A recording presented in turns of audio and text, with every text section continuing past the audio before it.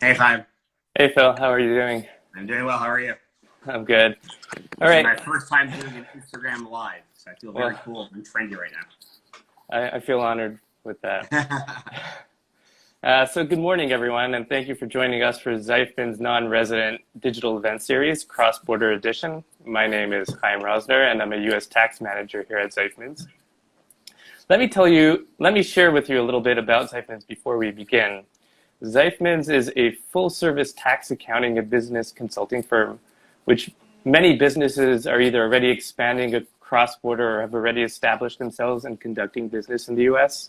Here at Zeifmans, our U.S. tax team can help you manage the complexity of all your U.S. compliance and filing obligations, as well as implementing a cross-border tax strategy for your business.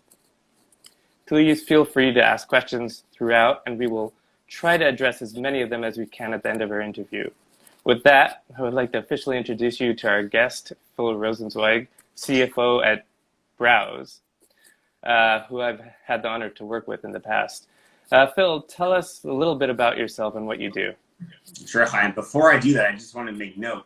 I actually think right now, me and you are making history. I think this is the first interview of its kind, which is being conducted with a former Zeifmans employee. So, Yes. thanks up. A couple of firsts today. To introduce myself, my name is Phil Rosenzweig. I was born and raised in the city of Toronto. I have 5+ years of accounting experience, 2 of which the most wonderful years were at Zeifmans LLP. Over the course of those years, I've had exposure to assurance and accounting engagements, corporate tax, personal tax, etc.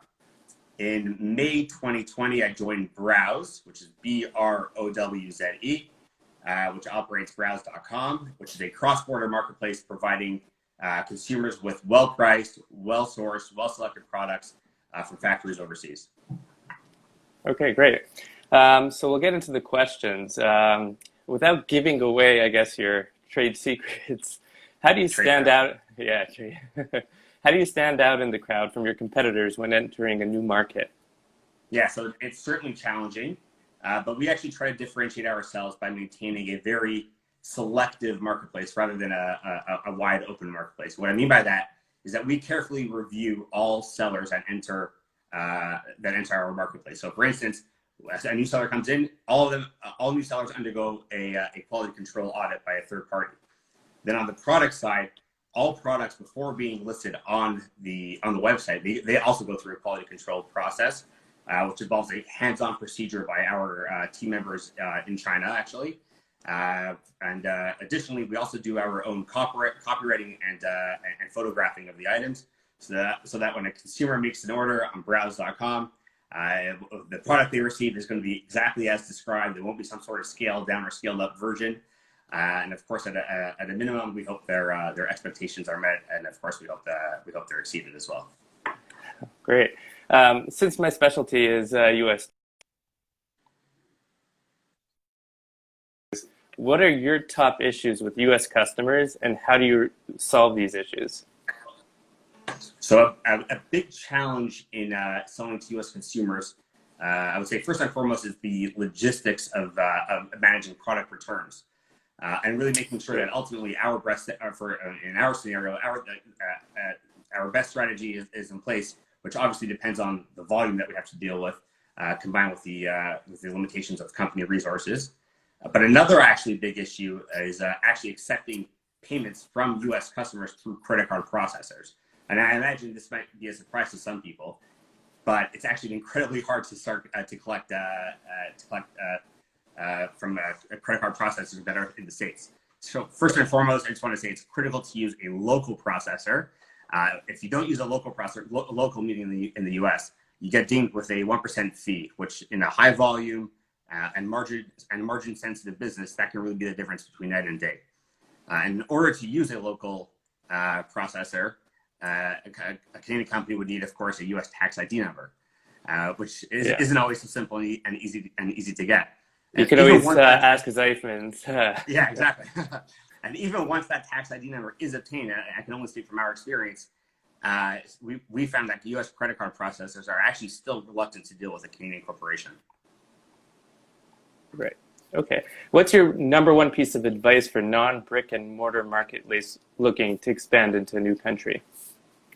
Okay, so not necessarily. So I can't stick to just one though. I would say first and foremost, I think it's incredibly important to have very strong representation from a legal perspective and from a tax perspective to protect yourself against any mistakes. Obviously, these are unintentional, whether it's on a tax side or on the legal side, when entering a foreign market, because these mistakes will certainly cause unwanted problems in the future. Secondly, I think it's imperative to enable, goes back to my previous point, to enable your business to collect and remit payments in the most cost-efficient manner. Because whether it's a cost or a savings of even a few basis points or a few percentage points, that can have a substantial impact on the bottom line of the business. And lastly, when entering a foreign market, and again, this is only from our own personal experience, I think it's as a Canadian company operating largely in the U.S., there is a need for large forex transfers. So in this scenario, we made sure to align ourselves with a great forex partner to get the best rates possible, who are going to be there for us as we scale upwards.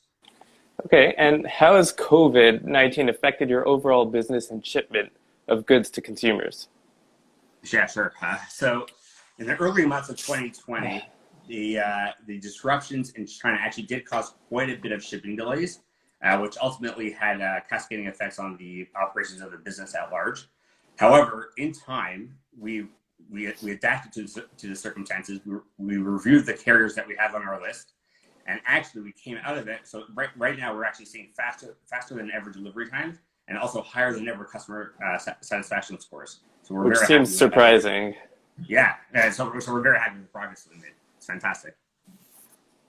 But it certainly had, in the initial days, it certainly had a big impact on with shipping delays.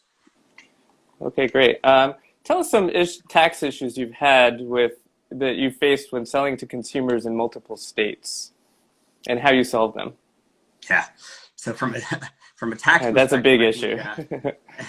I think certainly the most complex aspect of operating in the U.S., and again, this is just based on my experience thus far, is the intricate world of statewide sales taxes.